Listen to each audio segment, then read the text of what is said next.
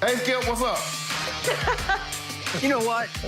It has been such a pleasure not having you in studio this week because it's been so peaceful and so quiet in here.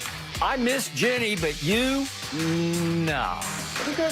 Okay. I want you to keep that same energy next week when I say, can I do another week from home? Oh, yeah. No, come on back.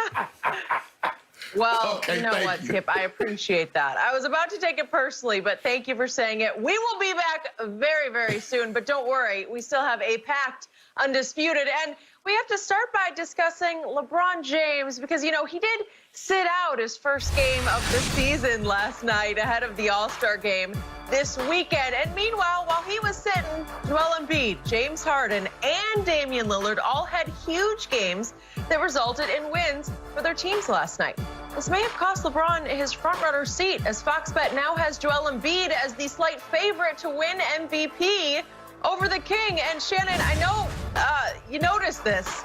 At this point, who is your first half MVP? Well, see, Jen, I don't like the way you got that written because in one stand you said who's been the best player the first half, and then the other question is who's the MVP, and I believe those are two separate arguments, Skip Bayless. Okay. I believe the best player in the NBA currently still is LeBron James, but given what Joel Embiid did last night, Skip, that was unbelievable. That was as good a performance, and he had some big moments this year, and I agree with Fox Bet. I'm going to say Joel Embiid has a slight lead. But if you look over the past couple of days, Skip, you saw Yoke. He had a 39-point triple-double 2 days ago. We saw Dame. He didn't shoot the ball well last night, but guess what? The thing is, he's unafraid to take big shots and make them in big moments when a lot of people will shy away from those moments, considering how bad he had played. James Harden has been spectacular. Nothing short of spectacular since he joined the Brooklyn Nets. But the thing James has had is that he's either had Kyrie or KD riding shotgun with him the entire season. The only guy that can make a compelling case like LeBron is Dame because no CJ, no Nurk for the better part of the season. But Skip, I will concede this. Given what, and it's kind of like a movie, what's your best Denzel Washington movie? It's probably the last one that you saw because Denzel doesn't make a bad movie. And right now what we're seeing is that Joel Embiid keep throwing up these 39, 40-point team rebound games, whether it's 40 and 15. It was 40 and 19 last night. But the best player is LeBron. But this is, I believe, Skip, this will be the closest MVP race in all the races before because you got very worthy candidates that can make compelling arguments in different situations. Joel Embiid has had Ben Simmons and had Tobias Harris the better part of the season. Yoke has had Murray. James Harden has had Kyrie and KD. But the question is, Skip, are you going to hold what transpired against James Harden in Houston? Not only did he quit on his team, and we all believe that he did quit, but they lost games while he was there. So does he bring that loss total with him to Brooklyn? Or do we expunge that part, the first 9, 10 games of the season, and say, okay, James, you get a fresh start.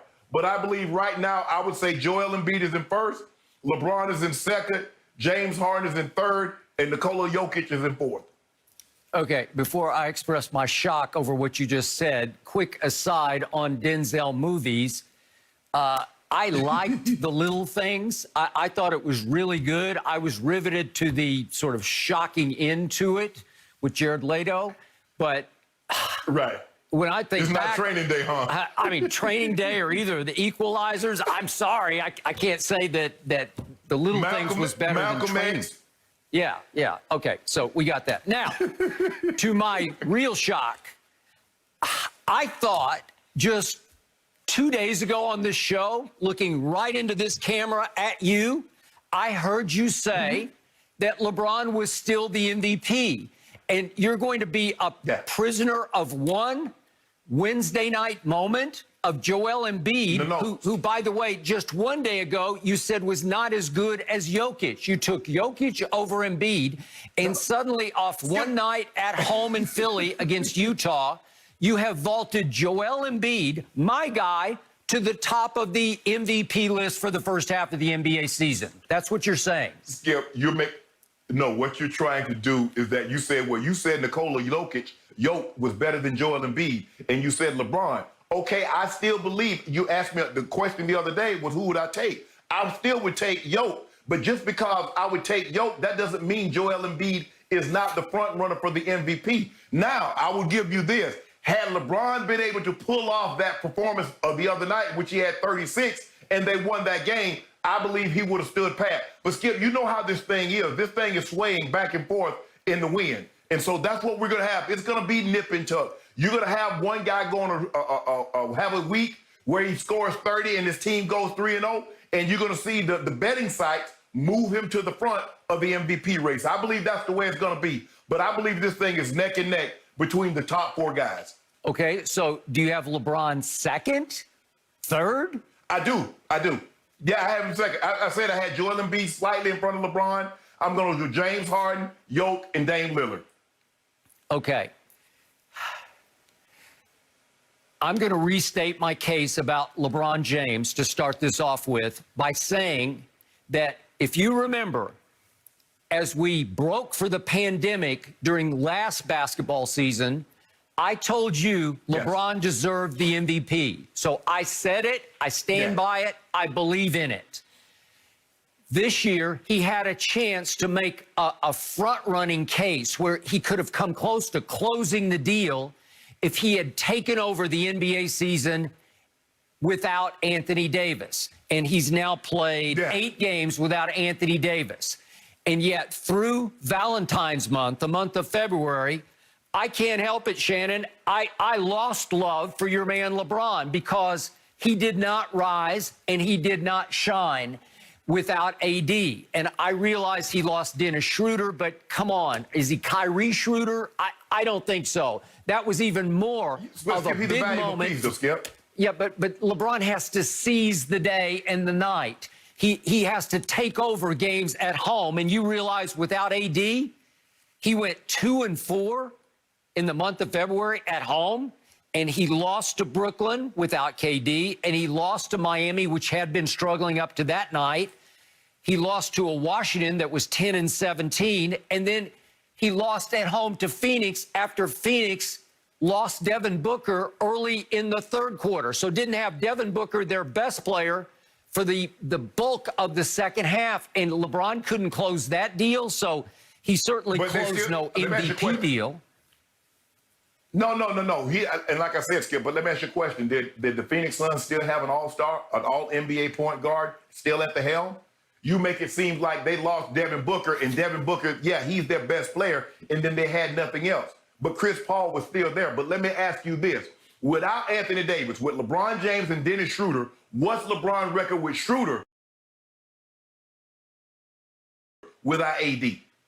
You see, because you keep saying no AD, no AD. But we know what Schroeder is. There's a reason why they traded for him, Skip. You try and see anybody that comes alongside LeBron. You talked about Daniel House last year in the bubble. You talk about Bruce Brown. But when I mentioned Dennis Schroeder, you're like, oh, who is that, Kyrie Schroeder? No, he's a very valuable piece for what they do. He's their third best player. He handles the ball. He does a lot. He's their best on-ball defender. And he was out 4 games, and they didn't win any of those games without Schroeder. So he's a valuable piece. Is he more valuable than AD? No, I never made that argument. But to try to minimize him and try to make it seem like he's the 13th guy on the bench is just not true.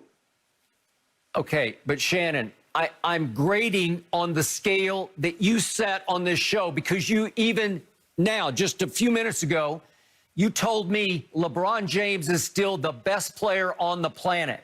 You call him the GOAT. I call him the phony GOAT. But you call him the GOAT and the best player on the planet. Yes. So Schroeder Fooder, you know, what does it matter? Who cares? If he's that guy and he's playing at home, he has to win a couple of these games against Brooklyn, Miami, Washington, and Phoenix, and he lost all 4 of them. Beat Brooklyn with 2 All-Stars. Minus your All-Star, beat them with 2, huh? That's what he should do. Is he the best or not the best? Who else beating him? Okay, but... Hold on, Skip. Go ahead. Okay, but Shannon, if I look at his month of February, it was pathetic by LeBron's best player on the planet standards. In the month of February, he shot 28% from the three-point line. without AD, he also, through 8 games, shot 28% from the three-point line. In the 8 games without AD, he's made 61.5% of his free throws. That's just pathetic. He's still second in the NBA in turnovers. That's not great. And then I look at the big picture of the season. He's averaging 25.8 points. That's pretty good. 8 rebounds. I like pretty that. Pretty good, okay. And 7.8 assists for the year. That's down from 10.2 a year ago. So clearly his new focus is on shooting threes because he's shooting a career high 6.7 threes a game he's attempting. I knew you were gonna do that with the assist total. So what role did Schroeder play in LeBron James' assist total going down? What role is him being off the ball more than any point in time, maybe in